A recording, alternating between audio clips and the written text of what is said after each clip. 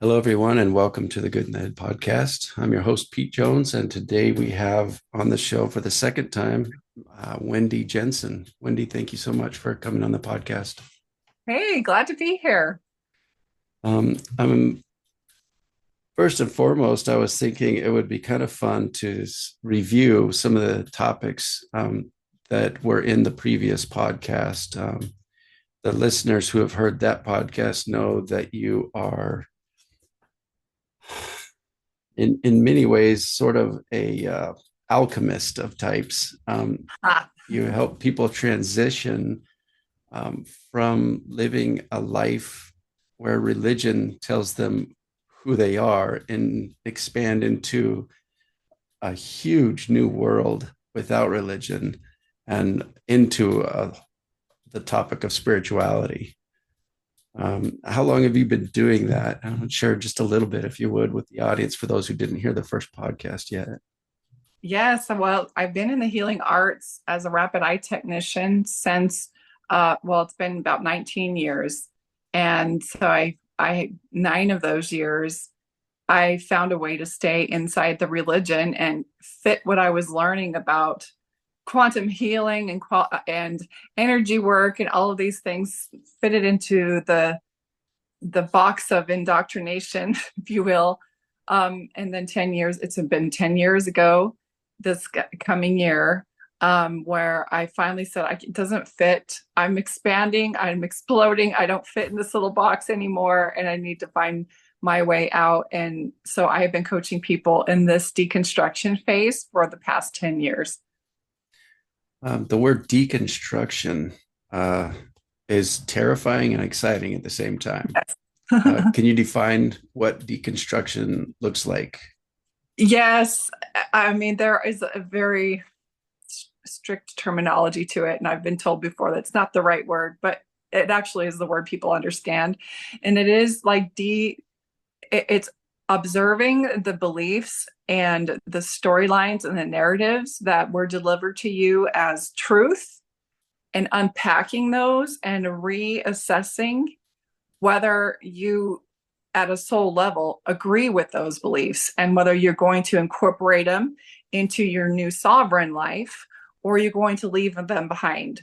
So it's a deconstruction process in saying, I don't subscribe to that anymore, and a reconstruction process with the things that resonate with you in an authentic level so that you're creating a pathway forward and reconstructing it in a way that feels more solid for you. So you become the spiritual sovereign of your own life.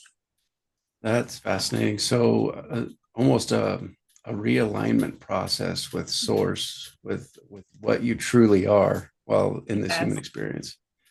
Like you, I was raised up with a certain set of very rigid and strict beliefs, which served me well, and I'm grateful for them at that time in my life. That they were very useful, and eventually, I did expand out of that thought and the belief rigidity. And when I opened up my mind to the limitless possibilities of creating completely different beliefs and lifestyles, it was really scary. And in the last podcast, I remember talking to you about, that the pendulum swung the other way and then got all crazy and did some wild stuff. And then it slowly kind of evened out over time. But as part of that, a 12-year marriage of mine had ended, and I ended up having to split custody with my three sons. And it was quite an adventure, especially when I was using relationships and sex to then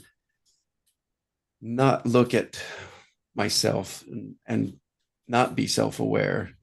And I was also on some medications like lithium, antidepressants, anti anxiety medications. And it was very easy for me to get into relationships.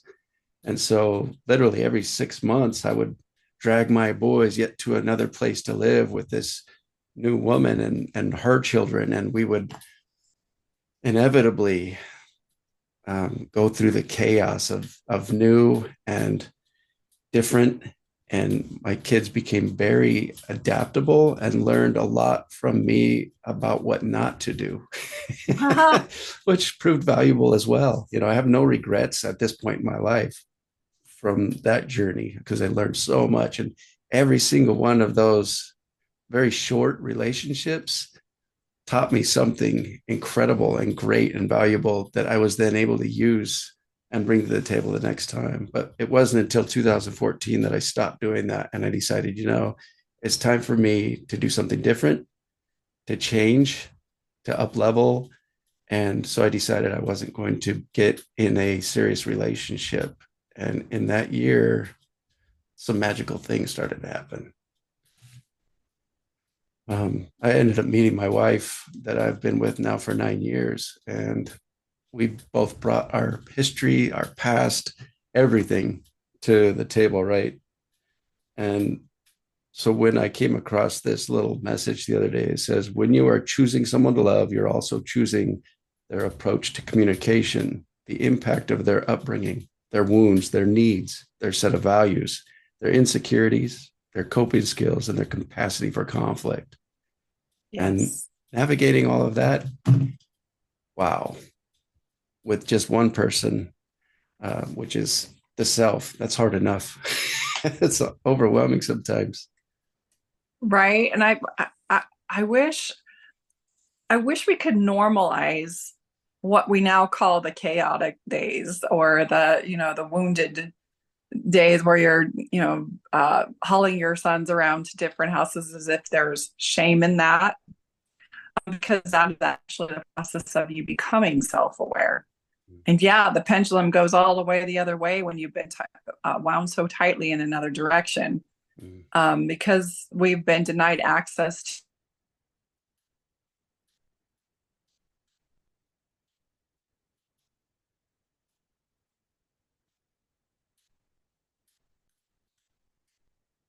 Looks like we're having some connectivity issues. Are you able to hear me, Wendi?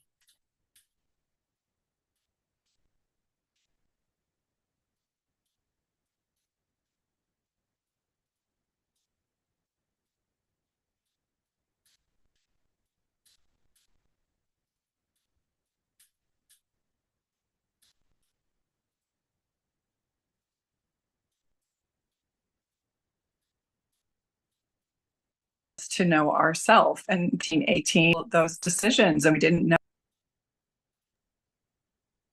Oh, there we go. That We're better. connected. Yep, you're all green now. For some reason, I lost you there Yay. at the beginning of that. Are you able to repeat it? Oh yes, I can. I'm Awesome. glad to repeat it because I felt like I chased a squirrel for a minute there. So what I was saying is that I really wish we could normalize, have, especially after we leave a high demand religion, normalize the fact that we're literally are underdeveloped in things we probably should have learned when we were 16, 17, 14, 15. But when we were so restricted and those things were so forbidden, we didn't have access to the knowledge and wisdom that we can gain by messing up. And so it really is a normal thing for that, like you said, the pendulum to swing in a full other direction until we find our balance out. And there's nothing wrong in that. And there shouldn't be any shame in that. It's unfortunately, we have to relive those years and they might look like sex, drugs, and rock and roll, all the things that we were told are, influenced by Satan. Now we get to find out for ourselves. And luckily, hopefully, we have an adult mind now and we can make wise choices and decisions and we can tell and measure if what we're doing is self-destructive. And just like you did, you woke up one day and say, okay, this thing that I'm doing is not working. And you take a year off, and that's that year of self-discovery.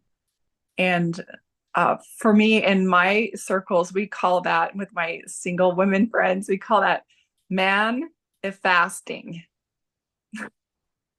Yeah. We're fasting from men. Which, yeah, that's funny. Because we're in that space where we're like, okay, I don't need all this stimulation and the confusingness about generating relationship. I need to come inward and really focus on relationship with myself, and what is it I really, really want, and how do I keep showing up in these toxic relationships, and what part of it is me attracting it, and what's in my field, and what are my wounds, and what is my trauma, and what is my attachment style, and what is my communication style, so that you just don't go monkey branching from one person to another and never really taking the time to self-reflect on what is not working for you and how you're contributing and how you are the common denominator in all the failed relationships. Mm. Yeah, well said. I really like that. What are some things that have really worked well for you that you've discovered over the years for realigning and reconnecting with the self and working on that relationship? Well, I've done a lot of training. I've done some coaching. I'll have to say that the strongest support that I've had in this area is my association with wise women. I have a few wise men too that I can communicate with, and they'll give it to me straight, and they won't be flowery, and they'll really uh, observe and have the confidence and vulnerability to tell me some things. It's usually women when we get super vulnerable, and men are just not usually accessible that way because they've been trained and taught to shut down their emotions. But when they wake up that part of themselves and they allow that emotional vulnerability, it just tends to lead to great deep conversation. And so to help me get more in touch with myself, it's a process that I learned from Ken Wilber, actually. And this goes with relationship and the deconstruction process. And that is we wake up. We wake up, we grow up, we clean up, then we open up and we show up.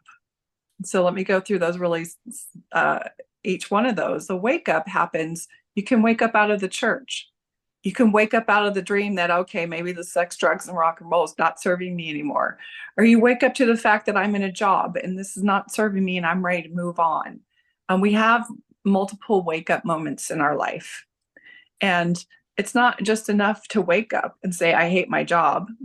It's great to own it, to finally own it, but it's not enough. You're going to have to grow up. And that means, I'm going to have to do the hard thing about quitting and finding another job that suits me and that's more aligned for me, that I'm not going to get tired of. Same with relationship. You can wake up and say, this is not working. And the growing up part is, are we going to go to counseling, or is this relationship over? Same with the church. You wake up. It's not enough to wake up in the church, because now you're just angry and you're ruminating. You're spinning in cycles of confusion and emotional turmoil, because you haven't been given the skills to grow up. And that is self-assessment, and look at yourself and say, how do I play this part? Am I super gullible? Am I needy? Am I rigid? Am I blocked off in my heart? Am I controlling? And that wake up part gives you an opportunity to look at yourself. And then the growing up is owning the shadow part, the part you don't like about yourself, that part that you don't want to know. And relationship has probably got to be one of the crucibles of this piece right here of showing you your shadows, because relationship will mirror back to you your shadows. And if you are fortunate enough to have a partner who will communicate with you without tripping all your triggers and opening all your gaping wounds and stomp around in there, that they actually have the skill set to navigate the conflicts, it's such a rich arena for you to start to understand how you make other people feel and how other people make you feel. But if you don't have the structure for communication for that, then it just becomes fighting, it becomes woundedness, it becomes hurting until it becomes another breakup. And the cycle continues and continues. So that's the growing up part. And then there's the cleaning up part, and that is reframing those beliefs that you established when you're younger. And we all have this trauma. Nobody is free from that trauma. And the reason I say that is because, unless you processed everything as a 1, 2, and a 3-year-old perfectly and maturely, everything Yeah. that was happening to you, or unless your parents were so conscious they never let you be exposed to any kind of toxic feedback, it's Hmm. impossible for you not to have some trauma to go through. And so we all have it. Hmm. And that cleaning up part is recognizing, because it's our shadow part. We don't feel it. We don't know what's going on until we try to interact with other people. And then it starts to rear its ugly head. And that cleaning up part is learning some tools and tricks and skill sets. It's not enough to just love someone and keep loving them. And I know in church, I was taught, I would go into my bishop looking for counsel Hmm. and wanting to fix my marriage because it was so painful. And the counsel I was given is read my scriptures more, say my prayers more, be more faithful, be more Christ-like, get to the temple, do all these things. They were not real world strategies for me to gain the skill set to communicate. Is that kind of what you experienced? Oh, yeah, for sure. And I really believed that those things would save me, you know. Yeah. And I kept Uh, trying harder and harder, thinking, Yeah, man, something is really wrong with me because, that is um, exactly how I felt. Something's wrong with me. yes. And Uh, that something's wrong with me is different than how am I contributing to this? mm, One is empowering, the other is shaming and mm. disempowering. And the church paradigm for me was always my fault. I cannot figure this out. I'm not happy, and it must be because it's all my fault. Mm. Yeah. So So, sorry, that's the cleaning up part, is doing that shadow work, and then there's that opening up part. And that's kind of the exploratory part where you said with the pendulum, it's like swinging. You're like, okay, sky's the limit. Let's see who I am without these layers of indoctrination that are confining and limiting and constricting me. Who do I be without all of these rules? And it's a beautiful time in a person's life, that opening up. People, onlookers, think it's reckless and it's dangerous. But the truth is you are learning how to become your own sovereign authority. And you are setting up the rules. The rules are coming from your inner self now at this point. You are regulating your moral compass. You are choosing who you want to show up to be instead of becoming the person everyone else wanted you to be, instead of becoming the person the church told you you had to be. And instead of being the person your parents expected you to be or your culture has imprinted on you. mm, And so, of course, it's like this, it looks like chaos and it looks like turmoil and it looks like recklessness. But really, what it's doing is it's bringing you back into your heart center. And that's the opening up and allowing yourself to not allow guilt, shame, and fear to be the modulator about what you're willing to do and experience in this life. wow. That's the opening up part. I telling that old experience, I started to feel guilt and shame. And after hearing that, I'm like, thanks for the reframe. I needed that. Yeah, it's a beautiful time. Did we mess up? Yeah, we learned some hard lessons during that opening up part, during that exploratory part, because it is stuff that we're supposed to be learning when we're 14, 15, 16, or early 20s, but we were harnessed, um, and our resources were harvested for an institutional agenda. And what we're designed to is to tap into our heart and onboard our own sovereign individual agenda. Because when we do that, we actually contribute to the whole better when we're doing it from an authentic, organic place than we do when we're expected to do it collectively and to conform and to deny our autonomy. Yeah. And so it's, Wow. to me, it's a beautiful thing. That's beautifully put and easy to get on board with, really, because it just strikes the soul at a deep level. And it's like, oh, it's almost like a remembering that comes through me when I hear that. And And and I agree 100%. and we don't have to feel guilty about it or ashamed of it or anything. This is the normal process. But to our faithful church going friends, it looks like we're having an undoing completely, and we're running ourselves into the ground. Yeah. Um, Interesting. and it's okay that, because one of the things we're learning is to not be so concerned about what they think about us, and to not be so worried about pleasing everybody else in that external world, and learning what brings me joy, what lights me up. And this is a great time for you to start exploring hobbies and exploring things that you've never done: skydiving, hiking, mountain biking, um, different. For a lot of people, they've never even questioned where they fall on the sexual spectrum. And so, yes, they're exploring with multiple partners, and they're exploring with the same sex if they've never explored that. And we tend to just think it's just all out of bounds. Because that's what we were raised to think.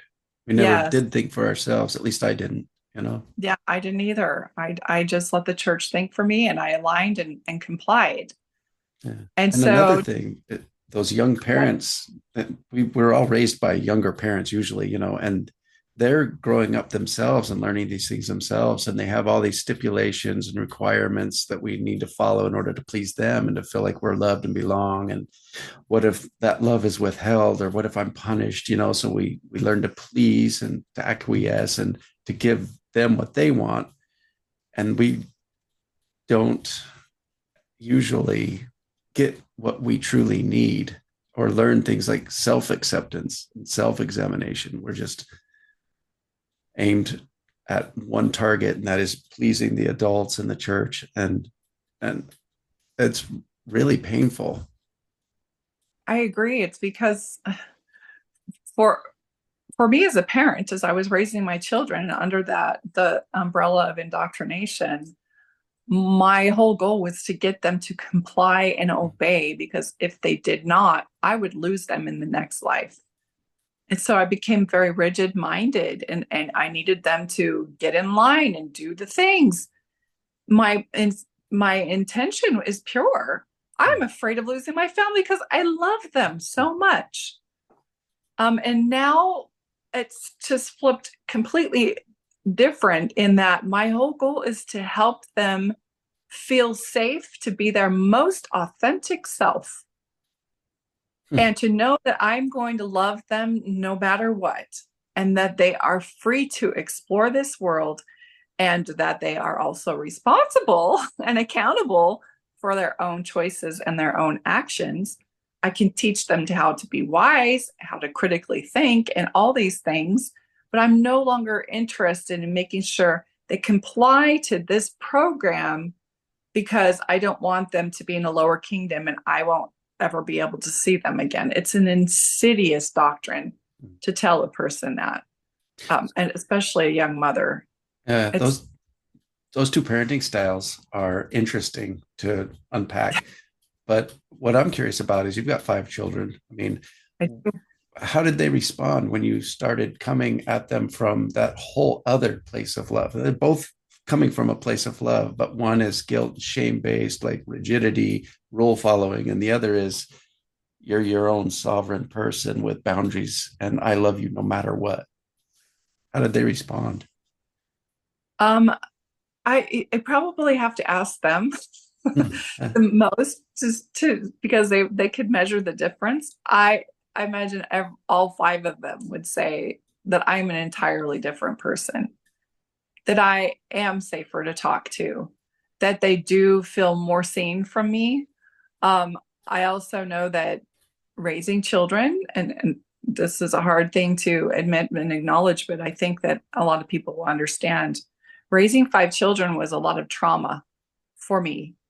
I did it because I thought that was the right thing to do. And I would not want to not have any of them. I love them all so much. I'm glad that I was able to be their mom and all of that, but I didn't know how to share responsibility with my husband, and he did not know how to share. I mean, he would bring home the money, and he worked hard, and then he would work hard at his church callings, but he was not involved with our children. Everything else was left to me, and I was just, my nervous system was off kilter probably the entire at least 15 years of being a mom.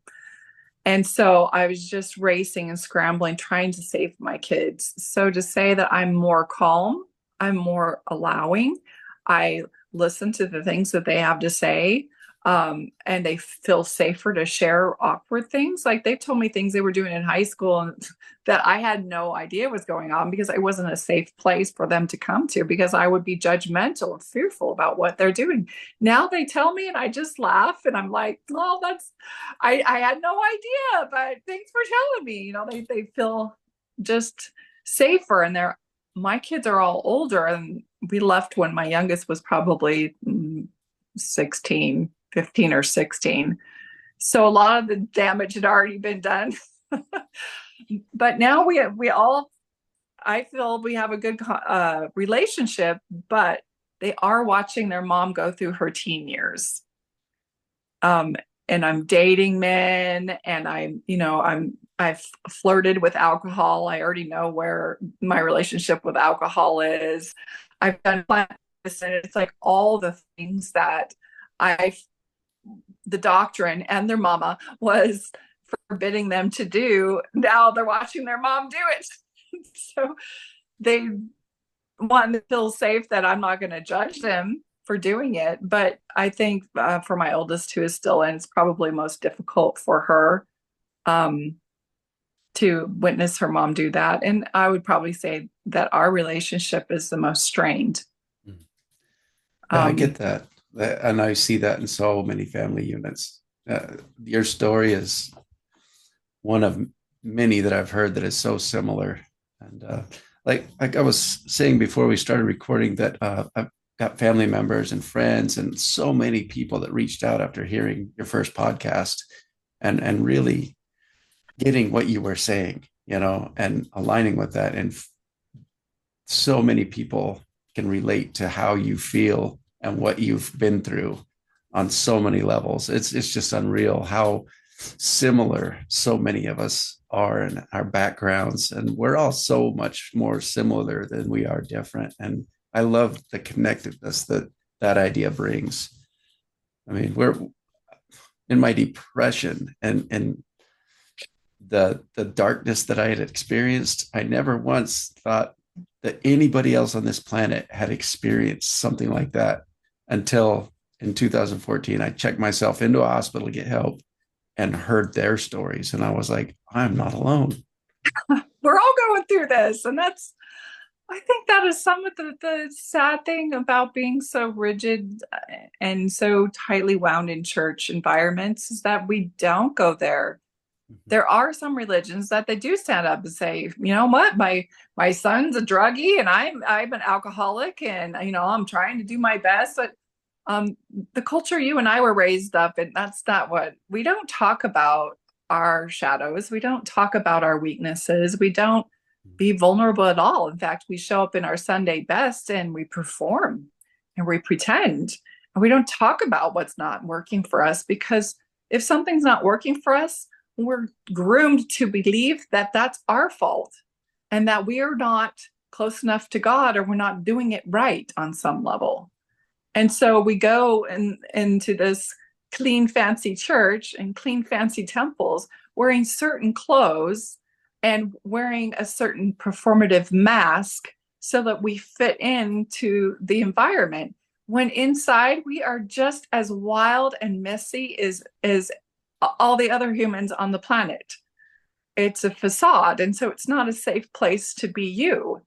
And this coming into your authenticity is the most precious thing you can do as a human being on this earth. It is your job to break away everything that isn't you, because that mind state of total raw permission to be your authentic self resonates higher than the mind state of love.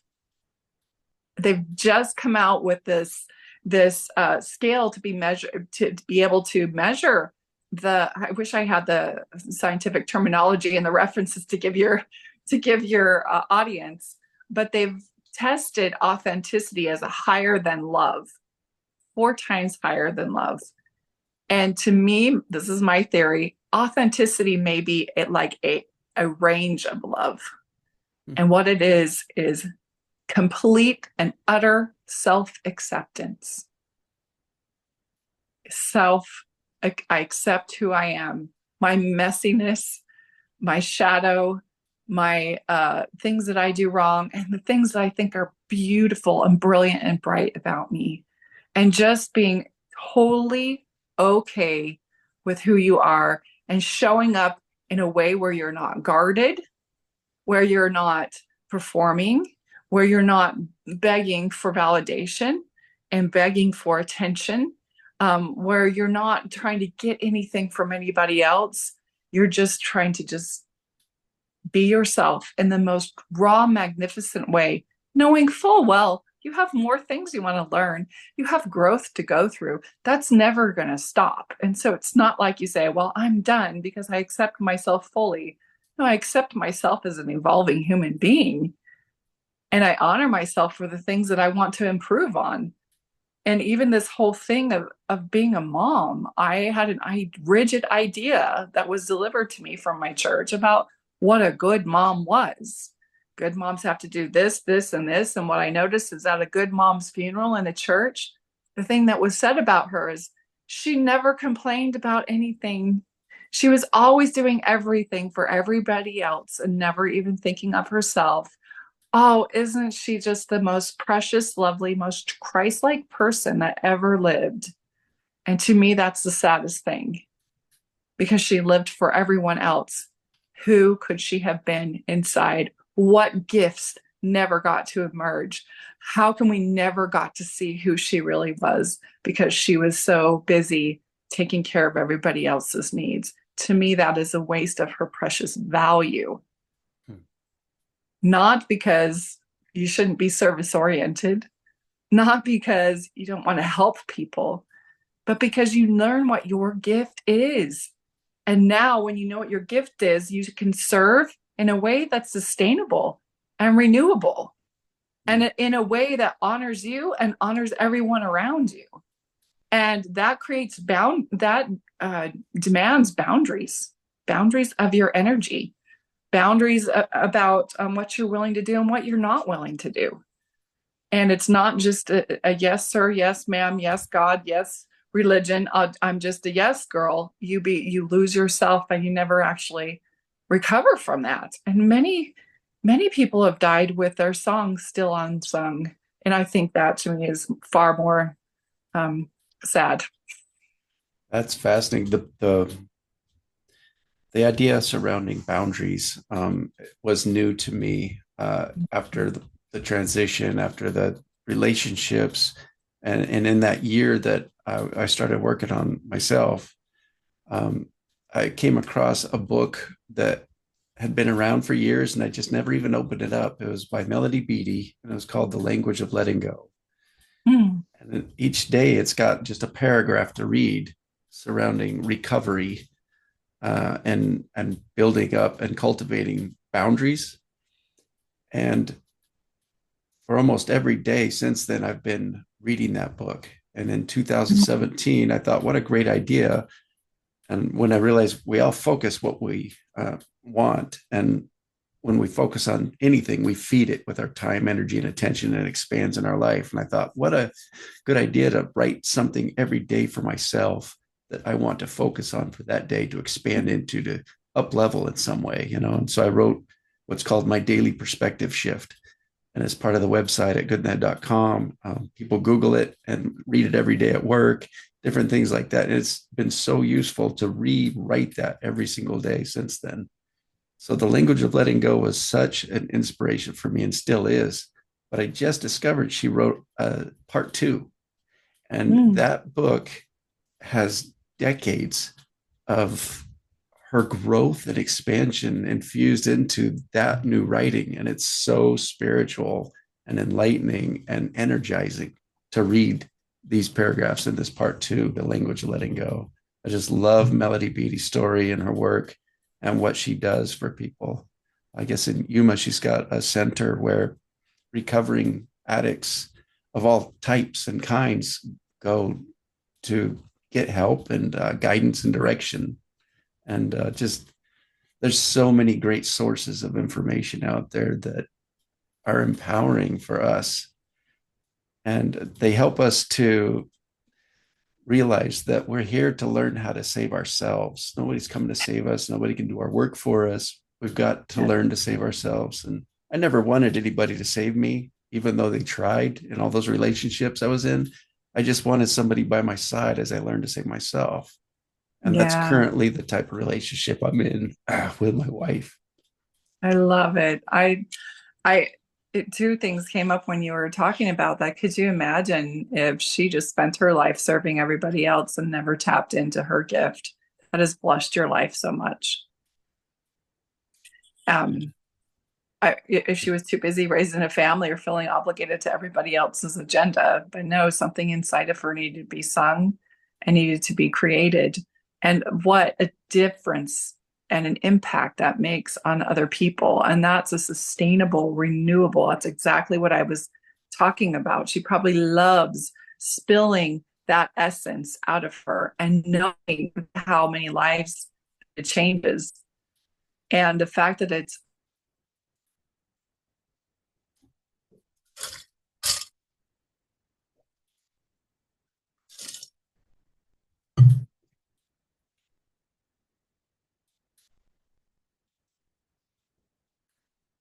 We've got a communication error again on the conference. Hang in there with us, audience. We're going to get through it. If you can hear me, Wendi, I'm just going to hang on for a little while the internet does its thing and we reconnect. on boundary. There are, to me, was nothing but compassion. They modeled a Jesus of nothing but compassion to us and told us to be more like Jesus. And there was never any self-preservation. How do I take care of myself? Well, when you learn boundaries, you learn that I'm not going to let you talk to me like that. If you're going to talk to me that way, I'm going to leave the room. I don't have to stay in this conversation. When you learn boundaries, you realize, oh, I don't have to stay in church if it's really not generating a deeper spiritual connection to the divine. That's why I come here. It's not working for me. I get to have my autonomy and I get to be me. And the more boundaried you are, and boundary not in that you are creating walls, it's that you understand that you get to be a compassionate soul and you also have limits so people don't take advantage of you and so you don't take advantage of others. And to me, that's how we step into that authenticity, is understanding what our boundaries are as a higher level of love so that we have more energy to interact with other people than we did if we had no boundaries. It's like giving it a definition, and it's creating more clarity and refinement about who you are, how you show up, what your gifts are, and it actually expands your ability to impact other people. It's not a restriction, although it feels like a restriction at first, and it's really hard for people who are raised in a culture where we're super passive aggressive and we say yes, yes, yes to things that inside we're really saying no, no, no to. Well, something I've learned that has served me well is saying no to everything. It's just you remember Jim Carrey play that part in Yes Man. Well, for a while there, I became no man. And because I was so enculturated, indoctrinated into the Mhm. whole pleasing others, like Yeah. it, it was so destructive to my soul my entire life to just live to please others. And so when somebody would ask me to be or do or say anything that they wanted that would serve them, I just nope. And when I under commit, I can always over deliver. Mhm. And that Mhm. makes me feel better. And then I can start to expand out of that and start saying yes to things that I want to say yes to. Because the main thing in all of this was I lost myself, but Yes. I lost trust in myself. And learning how to trust myself again took a long, long time. And what an important piece in any relationship is to be able to trust in yourself and know where those boundaries are and know what is okay for you and know what is not working for you and to find a partner who cares about that, who you can have a conversation with, who honors your boundaries and that you're an individual that honors your autonomy. And you can't find a partner like that if you're not already doing that for yourself and not valuing that for yourself. And when you leave high demand religion, it's a trick to find yourself because you have been conditioned to be a yes girl and a yes guy. And you've been taught and groomed to disregard your feelings, your preferences, your style, your desires have all been shut down, and those were meant to help us develop and grow and become these autonomous bright lights with our own essence and our own individuality and our own gifts.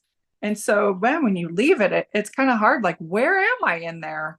I'm not sure who I am without these layers of indoctrination, and you're really like having to scrub through the rubble. And what that looks like really is what you were talking about. Okay, well, maybe sex will help. I need to know where I fit with relationships. I need to know where I fit with my job. I need to know what actually pleases me and lights me up. And in that space, you actually open up again. You start vibrating at a higher frequency and you start attracting an entirely different timeline, an entirely different world comes into view as you start breaking open and honoring who you are at the deepest level. Wow. Two of my cousins, Mandy and Sam, they both introduced me to this thing called my human design. And Yes.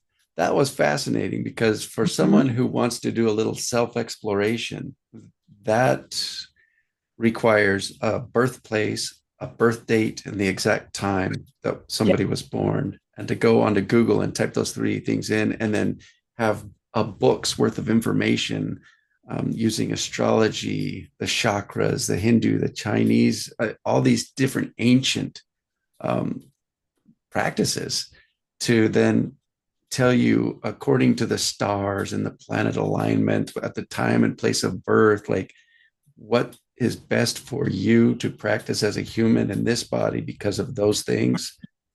I was like, how is this so accurate? I read through it for me, then my wife and my siblings, our grandchildren. We were like, wow, now I know how to better communicate with them, how to better show up for them, and what they may need in their futures, you know. And it was just so fascinating to try something new like that. It's funny you should say that. I'm actually doing a retreat in November, and that is one of the things I use human design that you just mentioned, and the Gene Keys by Richard Rudd, and also the Enneagram. And I use those and kind of layer those on because yeah, when we leave, we are really kind of confused about our identity.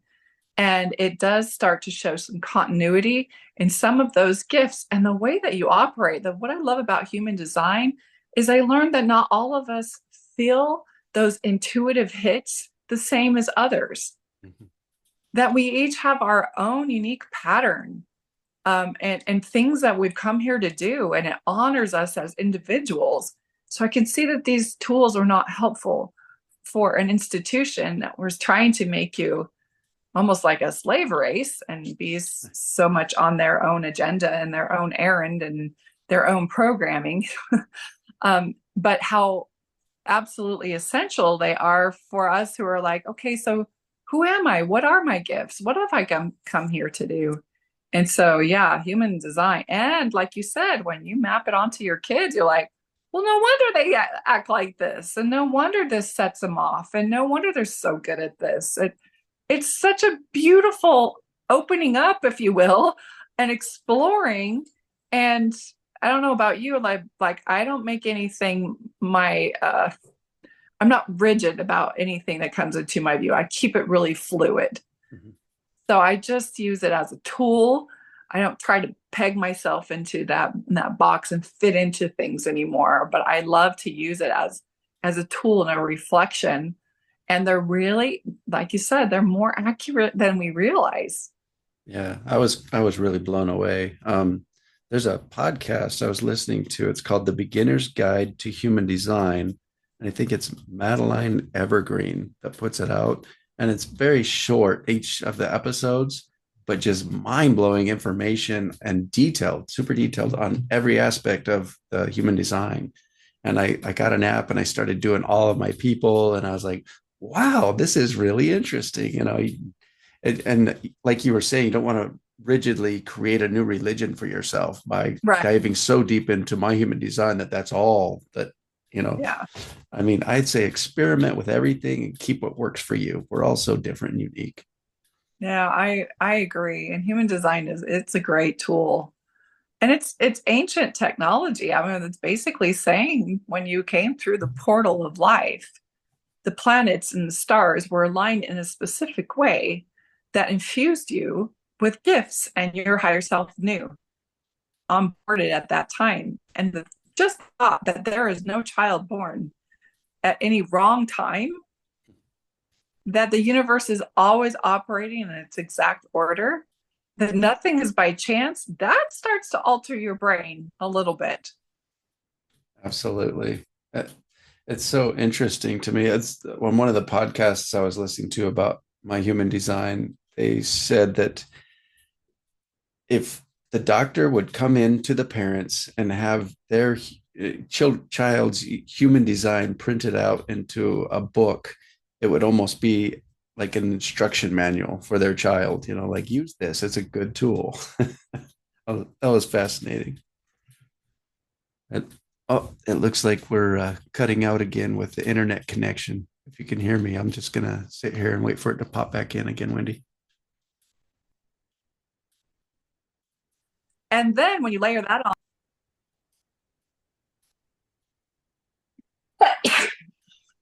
Bless you. thank you. The Hear you internet there. actually went out again. I didn't hear anything that you had said. If you could start over, sorry. Oh, I noticed when it went out for me is when you started talking about your something about your human design with your kids. Oh yeah, if a doctor were to walk into the room after a child was just born and have Right. my human design for that child printed out and hand it to the parents, like, here's your instruction manual. Wouldn't that be nice? Yes, yes, that would be. Oh, I would have been such a better parent. I was trying to make my kids into little mini me's until I Yeah, me realized, too. no, Me you're too. an individual. Like, no, no, That's there's not one going to work. strict way that we all need to be. And then all of a sudden, five kids are operating in five totally different ways in all aspects of their incarnation. It's like, oh my God, this is overwhelming. Yeah, and to think that there's an institution that wants to harness that all and to Yeah, limit and to confine it and to exploit it for their own agenda, it's to me it's a sad thing. And that's the main thing that I love to teach with my clients is like, who are you without these layers of indoctrination? How do we tap in to that deepest part of you? How do we do the now that you're woke, let's see, how do we clean up? How do we grow up? How do we open up? And that's the fifth one is how do we show up? How do we show up with our gifts and our autonomy and our self-acceptance, we're starting to see people walk the planet a little bit differently. And we're watching them not be so mapped on and confined by these institutional expectations. And to me, it's beautiful. We're in like a renaissance, if you will, like a revolution for authenticity. And to Uh, me, it's so exciting. yeah, we live in exciting times. Another thing that I really loved from the last podcast, you were sharing a story about how you became a technician and you went to your first meeting, and she said, "Do you ever feel superior?" And I was Yeah. like, boom, wow, there it is. And in the Mormon church, when I was growing up, I perceived that I was being taught that I should always work towards perfection. And I became a perfectionist. And Yes. where I fell short, I would hide it so that nobody would be able to see it. My nickname was Perfect Peter. And I was the one that was always supposed to add cohesion to the family and to the groups at church and be the peacemaker and the pleaser. And I was told over and over, someday you're going to be the prophet, and I was like, how do I live up to that? Well, I better be perfect right now, and it was really overwhelming. And Yeah. and so when we stopped going to church and we started going to the park instead, it was awesome. And we felt so free. And there were limitless possibilities and opportunities for experimenting with life after that. And to expand out of a religion is really scary, and it takes a lot of courage, because you may just find that everyone you know and love no longer accepts you, or at least uses that unacceptance as a tool to manipulate you and bring you back in. But finding true freedom is, in my opinion, becoming aligned with who we really are, and the energy and the love and the source energy, that we really are, that animates these bodies. We have all got a God seed within us, if you will. And it's up to us some point in this life to realize that and to utilize that idea and belief to become the best version of us that we possibly can while in this human experience.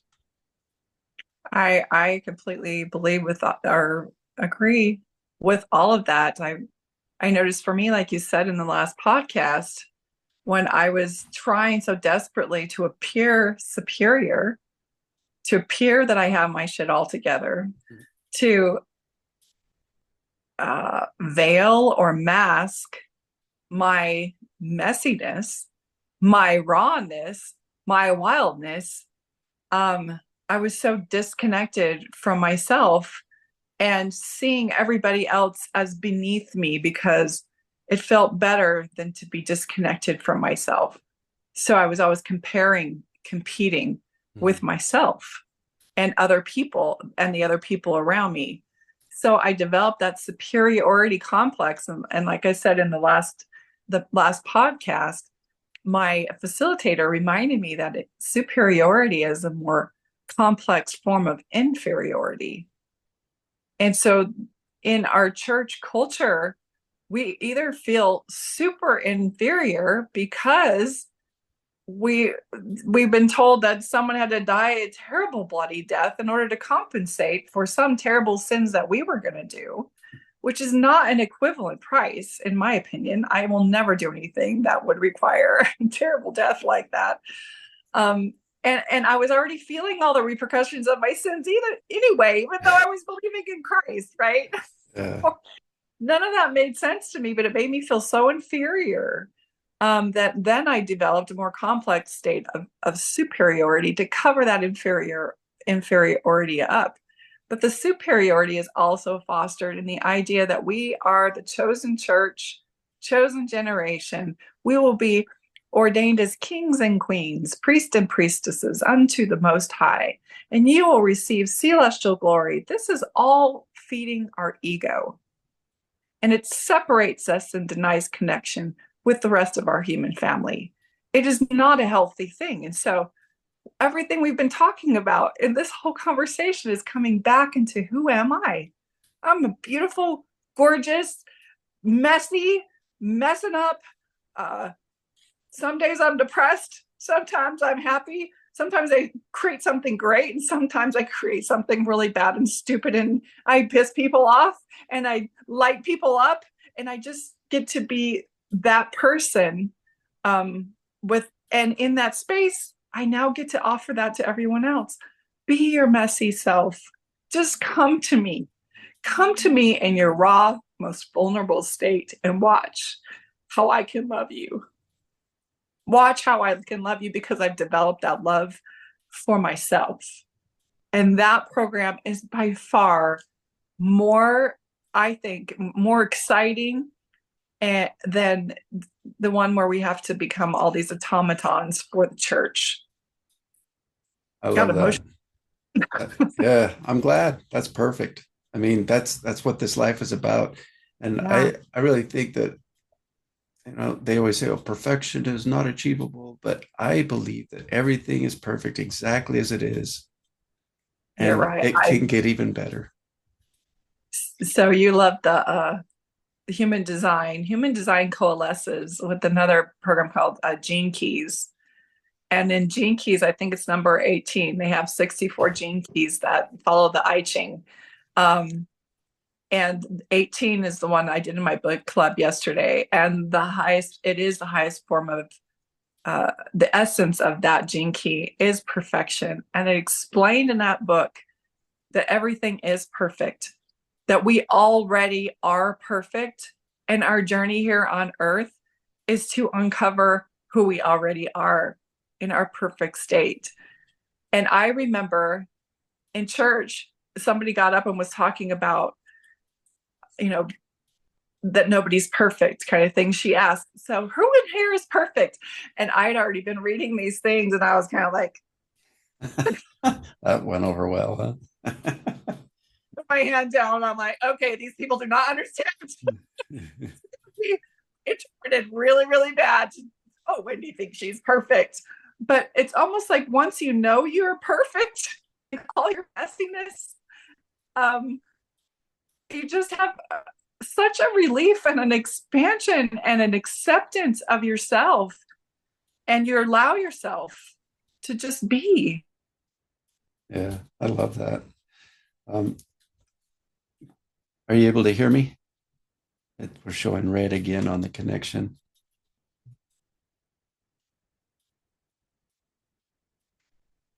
I'm gonna hang in there because it's worth it.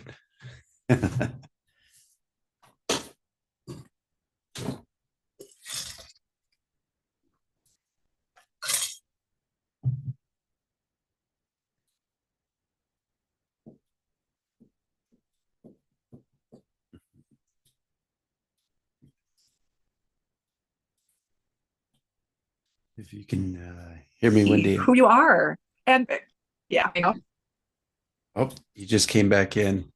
yay, can you hear me now? I can't. You were talking about the gene keys. I always thought Scooby Doo, oh, gene keys, Scooby, or Oh, whatever. But I was like, geez. what the heck Yeah. is gene keys? But it's GeneKeys, gene key. Yes. Yes. I know I sound like Velma or whatever her Daphne. Yeah, yeah. And I Jinky. actually, after that last podcast, I bought and read that book, listened to it, and listened to a bunch of podcasts with Rudd in it, and he sounded the same way. Hey, is that Daphne or? Yeah. It sounds like a fascinating book to keep rereading too. Yeah. You're Oh, it's like my scriptures now. Literally, I should show you my copy because I just had it's tattered, pages are falling out. I have sticky notes everywhere. It's so deep because and what I'll just be an advertisement for the gene keys, and that is its transmissions. Every time you read it, you see it in a different angle and you learn more, and it's opening up dormant DNA as you wow, read it. You're becoming an indifferently hybrid of a human, that's and interesting. it is amazing. So when we were talking about perfection last night, we were all having these epiphanies about if I'm perfect and everything is perfect, then the only struggle that I have in life is my resistance to what is Yeah, argument that I have. about things that are happening that I think shouldn't be happening. That's where suffering comes from, period. Yeah. That's Yeah. interesting. I, I did buy a copy of the Healing Questions Guide, the Oh, book you wrote. It says relevant questions to ask the mind to activate healing in the body. yes. And I came across the work of a pain specialist as well. And everything coincided. I mean, I love your book. It really helped me a lot. And it's filled with thousands of questions. And I think that Yeah. questions are a great pattern interrupt. Like Mhm. we get automated in all we do every day, in and out, same thing all the time. But when we start really asking these questions and go deep within and seek out an answer that's honest and authentic and truthful for us, that's a pattern interrupt. And we literally become someone different in that moment Mhm. of answering these questions. So thank you for writing the book. And again, I highly recommend buying the Healing Questions Guide by Wendi Jensen. It's excellent. And it's thick as heck, man. How long did Yeah, it take you to write this thing? that was a 3-year project. And what I understand now, I didn't understand when I was writing it because I was interestingly enough, I was maintaining a mind state of perfection. If I were perfect and I didn't have the symptom going on in my body, what questions would help me get into that state of mind? And that's where I would be able to channel, if you will, the questions that come through. And they're designed to bypass the ego, to interrupt the neural pathways that have been established in distortion, and to engage with your higher self using a question you didn't think to ask because you didn't know it was associated to what's going on in your body. So you're using your body as a circuit board to understand what your beliefs are out of alignment. And only you can answer those questions. And it immediately connects you to your higher self when you ask the question.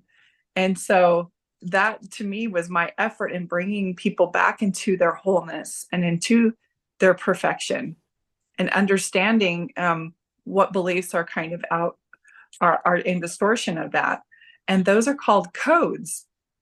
Beliefs that are corrupt, that don't honor who you are as a divine sovereign being, are corrupt or distorted codes in your body, in your genetic material, in your tissues, and information that's being stored in your cells. Wow. And as you challenge those, you are literally altering your body into its highest and most perfect form. You're bringing it back into order, Rewriting the code. rewriting the code. And so, what the questions are actually a way to rewrite the code. And I've been told by someone who did a Akashic reading on me. She said, "You have the priestess codes." I'm like, "I do. What's the priestess codes? I don't know what those are." And now I understand that my other work that I'm doing now is uncovenanting, uh, healing from LDS indoctrination through the chakras.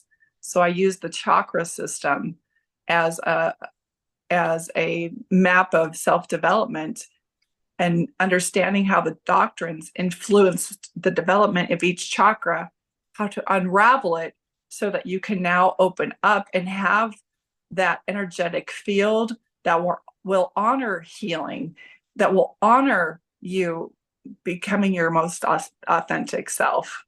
Which, ironically, I know we were going to talk about relationship, but bringing all of that back around is you becoming your most authentic self. You now become a healed common denominator in every relationship you engage with. And That's that's deep. the secret. That's awesome. Back years ago in 98, 99, I was in massage therapy college up in Salt Lake City. And I had been taught about meridians, which I'd never been introduced before, like hundreds and hundreds of meridians running through the body, these little energy centers that can get energy stuck in them, and in massage therapy college, we were taught how to physically heal the body through working with these meridians. But I really believe now that it it's an energy work, almost like they Mm-hmm. can see this magnetic field. It's a toroidal sphere that is around the body. And the idea was introduced to me that it's possible that that energy field around our body that is so magnetized, that's pushing out and projecting all of what we think and feel, and attracting back similar situations, people, things, circumstances back to us in accordance to how we feel, is all the work of energy. And that is spirit surrounding our body, not hidden somewhere inside of it, small and tiny. And so I thought, wow, the spirit is expansive. And that's kind of an interesting reframe on everything that I'd ever been taught about spirit. But for years, I had severe back issues. And your book and the work of Dr. Sarno, it's Sarno, um, he wrote a bunch of books, but the one I love is called Healing Back Pain. Mm. He spoke about how in each of the chakra systems, they're like the little meridian points, but they're massive centers where energy is meant to flow through them. And when it Mm. gets stuck and twisted up, that's when physical pain will manifest in those areas of the body. And each of the seven chakras aligns with, like the back is, oh, I got the weight of the world on my shoulders. Yeah. I'm pressed down. Simply too overwhelming to even deal with.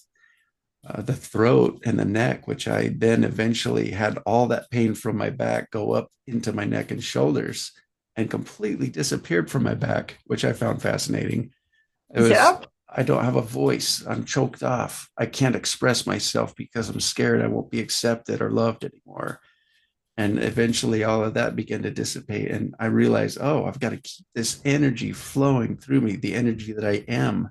Because when the true me gets stuck in one of these things, the physical manifestation of what I am, is having a rough time and it's in pain and it's telling me, hey, do some work, cut it out. You got some weird thing going. Well, and it's true that we can have injury, we can have strain, but a lot of that trapped energy is emotional stagnancy or from trauma, unhealed trauma wounds.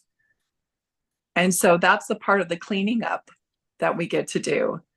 And so yeah, any books that are written in that space to honor the fact that our beliefs and our emotions are contributing to our physical body, these are just new ideas coming to the forefront where we're understanding how emotion impacts us. And we can't expect our parents to have done any better. These things weren't available to them. They didn't understand them. Yeah. Aren't we blessed to live in the information age, Yes. Yeah, I was saying blessed that we don't live under such religious pressure anymore either. Yeah, it is very freeing to think for oneself and learn new things and try them out and experiment and expand and share it. The Yes. the biggest part of healing is when we are able to use everything we've learned in our own healing process to empower someone else to learn how to heal themselves. Absolutely. I agree. And that's why the most precious and kind and loving thing we can do for our family, for our friends, for the world is to heal ourselves, come into balance, and become our most authentic self. Because when we do that, we create pathways for other people to do the same.